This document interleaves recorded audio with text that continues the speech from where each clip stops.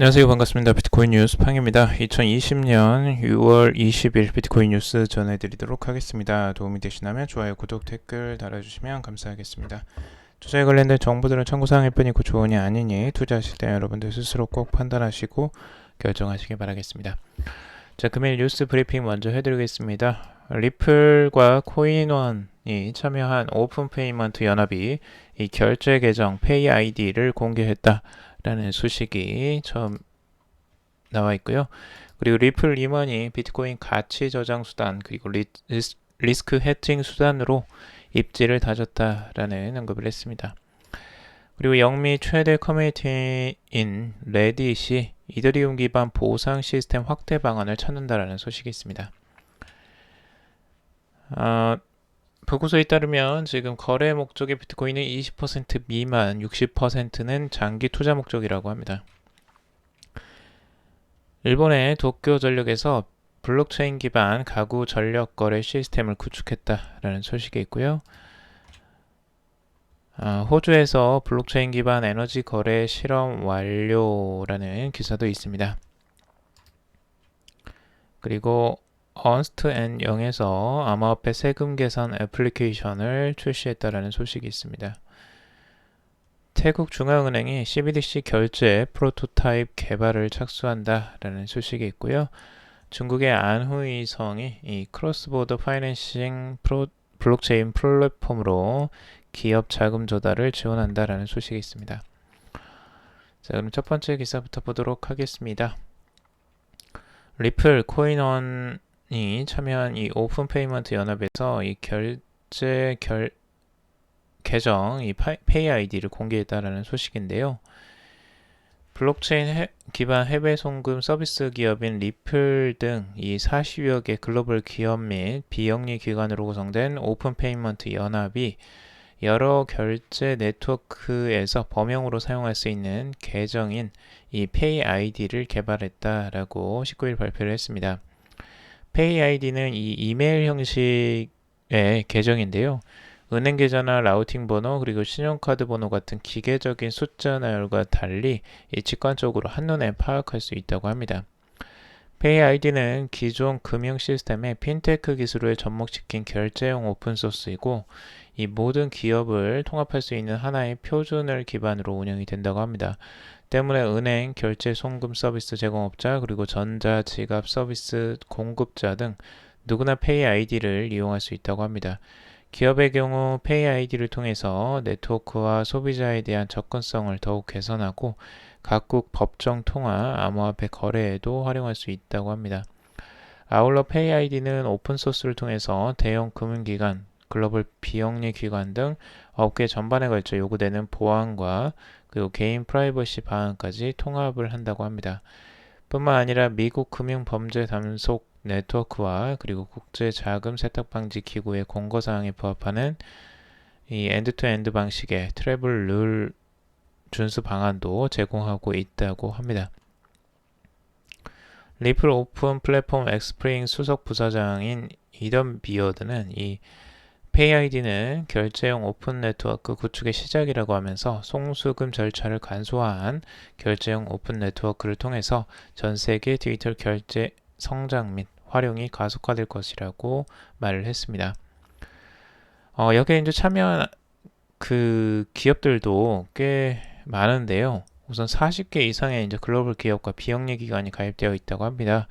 대표적인 회사는 역시 리플이 있고요. 그리고 국내 암호화폐 거래소인 코인원도 있습니다. 그리고 인도네시아의 핀테크 유니콘 기업인 고잭, 그리고 영국 암호화폐 기업 블록체인.com, 그리고 미국의 블록체인 기반 브라우저인 이 브레이브 등 이 40개 글로벌 기업 비영리 단체가 가입되어 있다고 합니다. 여기에 이제 기업의 전체 고객 수를 합치면 총 1억 명에 달한다라고 하고 있으니까요. 꽤 파급력이 크죠. 전 세계적으로. 여기에 이제 차명훈 이 코인원 대표는 페이 아이디는 송금 과정을 단순화할 뿐 아니라 이 장기적으로 우리의 금융 일상에 큰 혁신을 일으킬 솔루션이다라고 말을 했습니다. 그래서 앞으로 이 페이 아이디가 그 이메일처럼 우리가 이제 손쉽게 그 주고받을 수 있는 하나의 주소로서의 역할, 뭐 이런 역할을 할 수 있을지는 한번 지켜봐야 될 것 같습니다. 이 표준이라는 게 만들어지는 건 참 좋은 건데 이제 사람들이 사용하는 게 이제 문제인 거죠. 그래서 실제 지금 이 송금하는 부분들은 굉장히 좀 어렵습니다. 주소나 이런 것들이 굉장히 상당히 복잡한 거고 직관적으로 알 수 없는데 이걸 해결하기 위해서 이제 나온 방식인 것 같습니다. 자, 현재 비트코인의 가격 흐름 같이 살펴볼 건데요. 우선은 현재 가격대는 9,298달러 선에 위치해 있습니다. 일봉상으로는 50일 이동평균선을 살짝 깨고 내려왔습니다. 지금까지는 50일 이동평균선을 이제 지지받는 형태를 단기적으로 일봉상으로 보여주었었는데 스물스물 내려오더니 지금 50일 이동평균선이 살짝 깨진 모습을 보여주었습니다. 하지만 강력한 뭐 방향 전환의 흐름까지는 아직 나오지는 않고 있습니다. 아직까지 밑에 지금 위치해 있는 이 지지선 역할을 해주고 있는 이제 9,200달러, 9,000달러 선이 아직 지지를 받고 있기 때문에 추가적으로 한번 이 흐름을 지켜봐야 될 것 같고요. 밑으로 이제 9,000달러 선이 추가적으로 깨지고 지지선이 깨지고 내려간다면 추가적인 하향세 8,800 그리고 8,400까지도 아래로 내려갈 가능성들을 열어놓고 봐야 될 것 같습니다. 반면에 여기서 반등이 나온다면 추가적으로 10,000달러를 다시 한번 도전할 수도 있지만 지금 단기적으로는 큰 흐름이 아직까지 나오고 있지 않습니다. 자, 트레이딩 샷의 이제 분석인데요. 트레이딩 샷 같은 경우는 지금 그 4시간 봉으로 단기적인 시각으로 봤을 때 이 전체적인 이제 채널 업 상황이라고 지금 보고 있고요. 아래쪽에서 이 지지를 계속 받고 있다라고 보고 있습니다. 그래서 이 지지선을 유지하는 상황이라고 보고 있는데 이 지지선을 지켜주면 위쪽 방향으로 추가적으로 이제 상승할 가능성들 이 1,500달러 선 저항선까지도 노려볼 수는 있겠지만 만약에 이 라인이 깨진다면 추가적인 하향세를 또 열어놓고 봐야 되겠죠. 그래서 이 채널 자체가 상향 쪽으로 트렌드 라인은 있지만 이 트렌드 라인은 계속 지켜줄지는 한번 봐야 될 것 같습니다. 자, 그리고 리플 임원이 이 비트코인 가치 저장 수단 그리고 리스크 해칭 수단으로 입지를 다졌다라는 언급을 했다고 하는데요. 지금 글로벌 시장 총괄 리플의 글로벌 시장 총괄 브리앤 메디건이라는 사람이 지금까지 서막이라 한다면 비트코인은 장기 상승장을 맞이할 준비가 됐다라고 이야기를 하고 있는데 만약 암호화 자산 중에 어떤 것이 믿을 만한 안전자산이냐고 묻는다면 단연코 비트코인이라고 말할 것이다 라고 말을 했습니다. 그는 핵심 가치를 가치 저장의 개념으로 정의한다면 가장 훌륭한 사례가 될 것이다 라고 덧붙이고 있는데요. 이어 시장은 투명한 것을 좋아한다 라고 말을 하면서 이는 비트코인이 많은 관심을 받고 있는 이유 중 하나며 비트코인은 예측 가능하다. 우리는 어떤 일이 벌어질 것이며 언제 벌어질 것이라는 것을 이미 알고 있다. 앞선 반감기 전후의 반등과 지속적인 가치 상승을 우리는 보아왔다. 이러한 이유로 비트코인과 기타 암호화폐의 미래는 낙관적이다 라고 내다보고 있다고 합니다. 자, 그리고 영미 최대 커뮤니티인 레딧이 이더리움 기반 보상 시스템 확대 방안을 찾는다라는 소식입니다. 영미의 최대 인터넷 사이트죠. 이 레딧이라는 사이트가 있는데요. 전체 이용자 수도 꽤 많습니다. 실제 그 사용자들이 월간 한 4억 3천만 명 정도가 사용을 하고 있다고 하는데요. 굉장한 규모의 이제 플랫폼이죠. 근데 이 레딧이라는 플랫폼에 이더리움 플랫폼이 이제 이더리움 재단과 손을 잡았다고 합니다. 현재 레딧은 주제별 하위 커뮤니티인 서브레딧 두 곳에서 이더리움 기반 사용자 보상 시스템을 실험하고 있다고 합니다. 레딧은 암호화폐 보상 시스템을 이제 전체 커뮤니티에 적용하기 위해서 관련 확장성 기술 개발을 이더리움 커뮤니티에 요청을 했다고 하는데요. 레딧은 이 프로젝트의 목적은 수십만 명의 커뮤니티 포인트 사용자를 지원할 수 있도록 확장 솔루션을 개발하는 것이다 라고 밝혔습니다. 이어서 최종적으로 모든 레딧 사용자, 이용자로 보상 시스템을 확대 도입할 수 있을 것이다 라고 밝히고 있는데요. 소셜 플랫폼은 이 기존의 많은 이더리움 확장 솔루션은 거래소에 중점을 두고 있어 이 거래 작업에 최적화되어 있다라고 말을 하고 있습니다. 레딧의 확장 솔루션은 이 사용자 보상 시스템 특성에 따른 몇 가지 독특한 요구 사항이 있다라고 강조를 하고 있는데, 레딧은 특히 이제 커뮤니티 포인트 배분을 신규 사용자 가입 관련 온체인 스토리지 비용 등 높은 가스를 발생시킬 수 있는데, 기존의 확장 솔루션 설계는 토큰 획득이나 확장 시스템 진입에 대한 비용을 고려하지 않는다라고 지적을 하고 있습니다. 우선은 지금 이더리움 기반으로 지금 레딧에서 이 암호화폐 보상 시스템을 계속 개발할 것으로 보이고 확대해 나갈 것으로 보여집니다. 레딧도 상당한 사용자들, 지금 월간 4억 3천만 명 정도가 사용을 하고 있기 때문에 이 어마어마한 확장성을 또 가지고 있습니다. 근데 실제적으로 레딧은 이제 아무래도 커뮤니티 사이트다 보니까 이 커뮤니티 활동에 대한 보상으로 암호화폐를 지급하는 거고요. 실제적으로 이게 거래소에서 거래가 될지는 모르겠습니다. 아직까지는 시작점이라 조금 더 지켜봐야 될 것 같습니다. 앞으로 이런 커뮤니티에서 암호화폐를 사용하는 게 계속 늘어날 것으로 보여지고, 지금 페이스북도 이제 대대적으로 그걸 준비하고 있고, 텔레그램도 이제 실제 암호화폐를 준비하다가 지금 문제가 많이 생겼긴 했는데요. 아무튼 이런 플랫폼들이 계속 암호화폐를 만들고 이런 보상하는 시스템들을 가져가려고 하는 것을 볼 수가 있습니다. 자, 그리고 보고서에 따르면 지금 거래 목적의 비트코인은 20% 미만이고 60%는 장기 투자 목적이다라는 통계가 나왔다고 하는데요. 체이널리시스의 이제 공식 블로그를 통해서 최근 공개한 보고서는 전체 공급량의 19%에 해당하는 350만 개 비트코인만이 거래에 사용되고 있다라고 발표를 했습니다. 현재 채굴되어 있는 비트코인 1860만 개를 이동 패턴에 따라 세 가지 유형으로 분류했는데요. 수십 년간 비트코인을 보유하면서 보유량의 25% 이상을 매도하지 않은 거래자가 가지고 있는 비트코인 비율은 전체 공급량의 60%에 달한다고 합니다. 체이널리시스는 이러한 비트코인을 장기 투자용으로 보고 있고요. 거래소를 중심으로 자주 움직이는 거래형 비트코인은 약 350만 개로 전체 공급량의 19%를 차지한다고 합니다. 나머지는 이 5년 이상 이동한 적이 없는 분실 비트코인으로 공급량의 20%에 해당한다라고 보고 있습니다.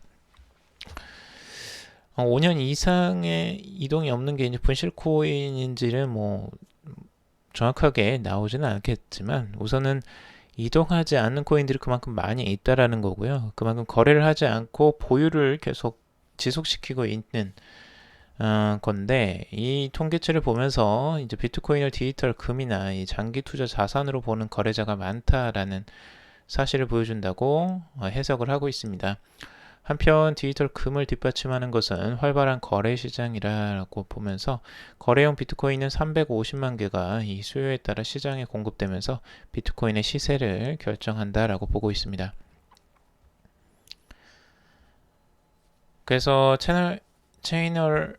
체인널리시스 보고서는 이 반감기를 거치면서 비트코인은 더 희소해졌지만 거래를 원하는 사람은 점점 늘고 있다라고 하면서 장기 투자형 비트코인이 향후 중요한 유동성 공급원이 될 수 있다라고 주장을 하고 있습니다.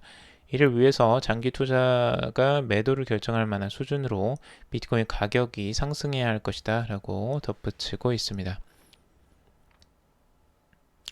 그래서 지금 전체적으로는 비트코인을 장기 투자용으로 좀 더 많이 보고 있다라고 해석을 하고 있고요. 거래는 실체적으로 많이 일어나지는 않고 있죠. 지금도 여러분들도 아시겠지만 비트코인을 실생활에서 많이 쓰지는 못하고 있잖아요. 우리가 커피를 사 먹을 때 이럴 때 쉽게 비트코인을 쓰지는 못하고 있고, 실제 비트코인의 가격 변동성이 워낙 높기 때문에 이 사용하는 게 또 아무래도 불편한 점도 없지 않아 있습니다. 자, 일본의 도쿄 전력 블록체인 기반 가구 전력 거래 시스템을 구축했다라는 소식인데요. 일본 도쿄 전력이 일반 가정에서 남는 전력을 거래할 수 있도록 하는 블록체인 기반 시스템 구축에 나섰다고 합니다. 일본 경제신문 등 외신에 따르면 도쿄전력은 일본 주요 무역회사인 이토추 상사와 함께 블록체인 기반 가구 전력 거래 시스템을 구축했는데, 양사는 지방자치단체와 협력해서 내년 3월까지 개념 증명 작업에 착수하고 3년 내로 일본 내 가정이 시스템을 이용할 수 있도록 시스템을 구축할 계획이라고 밝혔습니다. 해당 시스템이 구축 활용되면 일본 최초의 가구 간 전력 매매 사례가 될 전망입니다. 이 양산은 인공지능을 탑재한 가정용 저장용 배터리와 이 태양광 패널을 무료로 제공한다고 하는데요. 인공지능 기술은 이 발생 및 소비되는 에너지의 양을 제어하고 매매를 위한 잉여 전력량을 계산하는 데 활용이 된다고 합니다. 블록체인 기술은 에너지 소비량을 추적하고 통신의 안정성을 높이기 위해서 활용이 된다고 하고 있습니다. 호주 블록체인 기업 파워레저는 지난 4월부터 블록체인 기반 태양광 에너지 거래 플랫폼을 개발하고 있기도 합니다. 이런 식으로 이제 나가게 된다면 가정에서 전력을 생산하고 거래하는데 이 블록체인 기반 시스템이 굉장히 중추적인 역할을 할 것으로 보여지죠. 앞으로의 미래에는 이제 신재생 에너지에 대한 관심도가 계속 높아지고 기술력이 계속 향상이 되고 있기 때문에 가정에서 이제 전력을 생산하고 이걸 거래하는 시스템을 지금 계속 고려를 하고 있습니다. 아무래도 여기 이제 테슬라도 이 기술을 굉장히 많이 관심을 가지고 있고 이 저장을 하는 부분들을 굉장히 중요한 기술로 보고 있습니다. 그래서 앞으로 이 전력을 거래하는데 이 블록체인의 역할이 굉장히 또 중요해 보이기도 합니다. 자, 그리고 호주에서 블록체인 기반 에너지 거래 실험 완료라는 기사인데요. 이 호주에서 블록체인 기반 에너지 거래 실험이 성공적으로 진행됐다라는 보도입니다. 이 실험은 지역화 에너지 시장과 블록체인 기술의 가능성을 평가하기 위해 지난 2018년 12월부터 올해 1월까지 진행이 되었다고 합니다. 실험은 이 태양열 에너지 P2P 거래 실험과 잉여 전력을 도매 시장으로 전송하는 가상 발전소 이용 분석 등이 포함이 되었다고 합니다. 실험에는 에너지 소모량을 추적하고 이용자가 잉여 전력을 다른 이용자에게 판매할 수 있도록 지원하는 이 파워레저 블록체인 플랫폼이 사용됐다고 합니다. 실험 결과 지역 내 에너지 자율성은 30배에서 68% 증가한 것으로 확인이 되었다라고 하고 있습니다. 그래서 이 호주의 이제 기업인 이 파워레저가 블록체인 플랫폼으로서 꽤 실체적인 결과들을 지금 내고 있는 것 같고, 앞으로 실제 블록체인 플랫폼으로서 효과를 좀 발휘하는 것으로 좀 기대를 모으고 있습니다.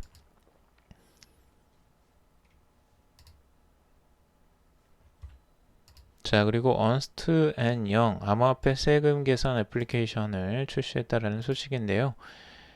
글로벌 회계 컨설팅 기업인 언스트 앤 영에서 암호화폐 세금 계산을 돕는 애플리케이션을 출시했는데 EY 크립토 프랩이라는 이름을 가지고 있다고 합니다. 해당 애플리케이션은 앱 기반 서비스형 소프트웨어로 이 암호화폐 세금 프로세스를 통해서 세금 신고와 관련한 단계별 지침을 제공한다고 합니다. 또한 앱은 주요 암호화폐와 다양한 거래소를 지원하는데, 거래소의 거래 데이터를 수집해 자동으로 관련 세금 규정을 적용하고 해당 연도의 납세 규모와 함께 과거 미납금에 대한 세금 계산도 수행을 한다고 합니다. 앞으로 이제 세금을 납부를 해야 되는 상황이 이제 더 많아지고, 기업들에서도 이제 암호화폐를 많이 쓰게 되면 이런 어플리케이션의 그 필요성이 굉장히 높아지겠죠. 이제 자동으로 이런 세금 계산을 할 수 있다면, 특히 이제 암호화폐는 이 자동 계산이 필수가 될 것 같고 굉장히 주요적으로 될 것 같습니다. 사람의 손보다는 아무래도 기계적으로 자동적으로 이 블록체인 안에서 거래들을 파악하고 정리하는 이 프로그램들이 많이 나올 것으로 보여집니다. 자, 그리고 태국 중앙은행 12대시 결제 프로토타입 개발을 착수한다라는 소식인데요. 태국 중앙은행이 기업 부분에 적용할 12대시 프로토타입 개발에 착수를 했습니다. 이 태국 중앙은행은 12대시를 사용하는 기업용 탈중앙 결제 시스템의 프로토타입을 구축하겠다라고 밝히고 7월부터 올해 말까지 프로젝트를 진행하고 연말 진행사항 및 결과를 발표할 예정이라고 합니다. 프로젝트의 범위는 타당성 조사를 실시하고 12DC를 기업 혁신 플랫폼에 통합하는 프로세스를 구현하는 작업이 포함된다라고 설명을 하고 있습니다. 12DC 프로토타입은 태국 최대 민영기업인 시암 시멘트 그룹 및 협력사의 조달 및 재무관리 시스템에 통합이 된다고 합니다. 이날 중앙은행은 시암 시멘트 그룹과 핀테크 벤처 투자사인 디지털 벤처스와 함께 12DC 프로토타입 개발을 위한 양해각서를 체결했다고 합니다. 태국 중앙은행은 이 12DC 프로토타입이 송금 업무의 유연성을 더하고 기업 간의 신속한 지급 처리를 가능하게 하는 등 기업 결제 인프라 효율을 극대화할 것이다 라고 보고 있습니다. 대기업을 시작으로 12DC 활용 범위를 더욱 확대해 나가겠다 라고 보고 있습니다. 그래서 앞으로 이제 12DC 활용을 직접적으로 이제 하기 위해서 태국에서도 태국 중앙은행에서도 이렇게 나서고 있는 부분들을 볼 수가 있죠. 자, 중국의 안후이성이 전체 13개 은행이 중국 외환관리국의 크로스보더 파이낸싱 블록체인 서비스 플랫폼 기준에 부합이 되어서 중소기업의 자금 조달 문제를 해결한다라는 소식입니다. 중국 매체 안후이일보에 따르면 총 48개의 기업이 565건의 국경 간 무역금융 서비스를 이용했으며 이 수출 상품 세관 신고서 2051건의 심사에서 누적 투입 금액이 2억 3,600만 달러인 것으로 조사가 됐다고 합니다. 크로스보더 파이낸싱 블록체인 플랫폼이란 이 외환관리국가 은행 및 기업을 포함해서 여러 분야에 적용되는 국가 간 무역 금융 서비스 플랫폼인데요. 이 플랫폼을 통해서 은행은 빠르고 정확하게 기업의 파이낸싱 프로젝트 심사와 여신 크레디트를 확인할 수 있고, 그리고 중소기업의 자금 조달 문제와 은행 리스크 통제 어려움 등을 해결하는 데 도움을 줄 수 있다고 합니다. 또 은행과 기업의 수출 무역 융자 업무의 편의성을 또 제공할 것으로 기대를 하고 있습니다. 자, 오늘 여기까지 정리를 해봤습니다. 여러분들 도움이 되셨길 바라고요. 도움이 되셨다면 좋아요, 구독, 댓글 달아주시면 감사하겠습니다. 투자에 관련된 정보들은 참고사항일 뿐이고 조언이 아니니 투자하실 때 여러분들 스스로 꼭 판단하시고 결정하시길 바라겠습니다. 금일도 방송 들어주셔서 정말 감사합니다.